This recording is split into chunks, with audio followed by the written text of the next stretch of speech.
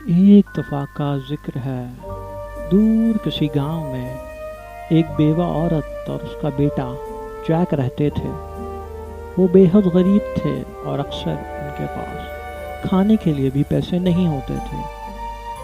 ایک دن بیوہ عورت نے اپنے بیٹے جیک کو اپنی اکلوتی گائے بیچنے کو کہا، تو اگلے دن جیک اپنی گائے لے کے بازار کی طرف نکل پڑا۔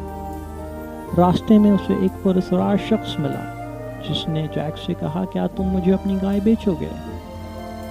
جیک نے اس سے دریافت کیا، آپ میری گائے کتنے میں خریدیں گے؟ تو اس شخص نے جواب دیا، میں اس گائے کے بدلے میں تمہیں میجک بینز دوں گا۔ جیک کو یہ سودا بہت ہی اچھا لگا اور اس نے اپنی گائے کچھ میجک بینز کے بدلے بیچ دی۔ لیکن جب وہ گھر پہنچا تو اس کی ماں اس سے بہت ہی ناراض ہوئی۔ انہوں نے کہا، تم نے اپنی قیمتی گائے محض چند میجک بینز کے بدلے بیچ دی، تم نے تو بہت ہی بے وقوفی کا سودا کیا۔ اور انہوں نے میجک بینز کھڑکی سے باہر پھینک دی۔ جیک اپنی ماں کی بات سن کے بہت ہی افسردہ ہوا اور بغیر کھائے پیے سونے چلا گیا۔ جب وہ سو کر اٹھا اور کھڑکی سے باہر دیکھا تو یہ دیکھ کے حیران رہ گیا کہ ان بینز کی جگہ اب ایک گھنا گہرا بہت ہی اونچا درخت موجود تھا جو آسمانوں تک جا رہا تھا۔ جیک اس درخت پر چڑھ کر آسمان کی ایک سلطنت میں جا پہنچا۔ وہاں پہ اس نے ایک کیسل دیکھا جو کہ ایک جائنٹ اور اس کی بیوی کا تھا۔ جیک کیسل میں داخل ہوا اور جائنٹس کو کچن میں پایا تو ان سے کھانے کے لیے کچھ چیز مانگی۔ نرم دل جائنٹس نے اسے کچھ روٹیاں اور دودھ کھانے کے لیے دیا۔ جب وہ کھانے میں مصروف تھا تو جائنٹ گھر آ گیا۔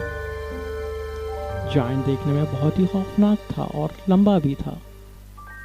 جیک ڈر گیا اور اندر جا کر چھپ گیا۔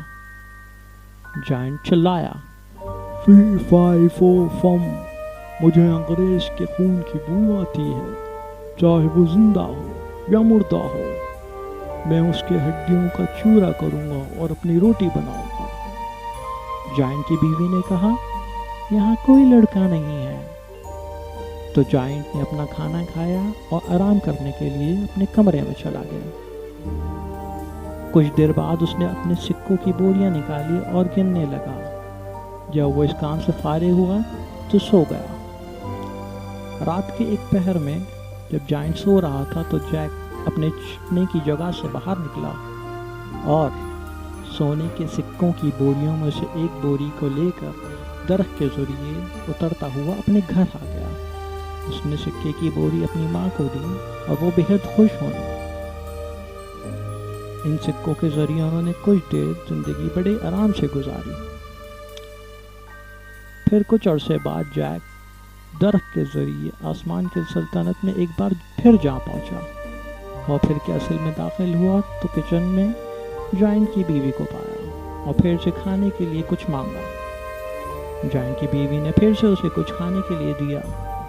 جب وہ پیٹ پوجا میں مصروف تھا تو جائنٹ گھر آ گیا اور جیک پھر گھبرا گیا اور بستر کے نیچے جا کے چھپ گیا۔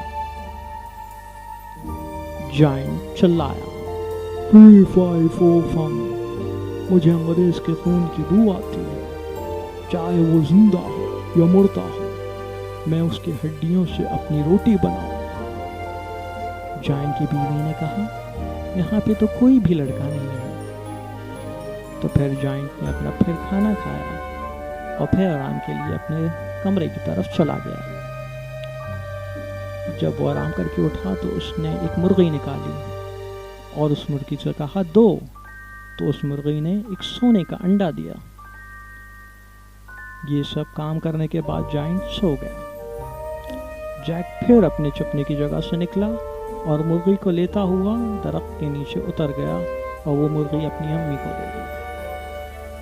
وہ جیک سے بہت ہی خوش تھی اور زندگی یوں ہی چلتی رہی۔ پھر کچھ عرصے بعد جیک درخت کے ذریعے آسمان کی سلطنت میں جا پہنچا۔ اس نے تیسری بار جائنٹس سے ملاقات کی اور جائنٹس سے کچھ کھانے کو طلب کیا۔ نرم دل جائنٹس نے تیسری بار اسے کھانے کے لیے دیا، کچھ روٹیاں اور دودھ۔ جیک جب کھانے میں مصروف تھا تو اتنے میں ہی جائنٹ گھر واپس آ گیا اور جیک ڈر کے پھر سے اندر جا کے چھپ گیا۔ جائنٹ چلایا، مجھے انگریز کے خون کی بو آتی ہے، چاہے وہ زندہ ہو یا مردہ ہو، میں اس کی ہڈیوں کا چورا کروں گا اور اپنی روٹی بناؤں گا۔ جائنٹس نے کہا، بے وقوفی والی بات مت کرو، یہاں کوئی لڑکا نہیں ہے۔ تو جائنٹ نے اپنا کھانا کھایا اور پھر آرام کرنے کے لیے اپنے کمرے کی طرف چلا گیا۔ جائنٹ کے پاس ایک بہت ہی خوبصورت ہارپ تھا جو بہت خوبصورت اور سریلے گانے بجاتا تھا۔ جب جائنٹ سو رہا تھا تو جیک اپنے چھپنے کی جگہ سے نکلا ایک بار پھر اور ہارپ کو لے کے جانے ہی لگا تھا کہ ہارپ چلا اٹھا، مالک مالک میری مدد کریں، یہ لڑکا مجھے چوری کر رہا ہے۔ جائنٹ کی جب نیند ٹوٹی تو اس نے جیک کو اپنا ہارپ چوری کرتے ہوئے دیکھ لیا اور وہ پھر غصے میں آ گیا اور اس نے جیک کا پیچھا کیا، مگر جیک بہت ہی پھرتیلا ثابت ہوا جائنٹ کے لیے۔ وہ تیزی سے بچا کے درخت کے ذریعے نیچے اتر گیا۔ وہ گھر پہنچا اور وہاں سے کلہاڑی لے کر آیا اور درخت کاٹنے لگا۔ درخت کٹ جانے کی وجہ سے جائنٹ نیچے گر گیا اور مر گیا۔ جیک اور اس کی ماں کے پاس اب بہت سی زیادہ پیسے تھے اور وہ بے حد امیر تھے اور ان کی زندگی میں کوئی مسئلے مسائل بھی نہیں تھے۔ وہ ہنسی خوشی زندگی بسر کر رہے تھے۔ Like, subscribe and press the bell icon.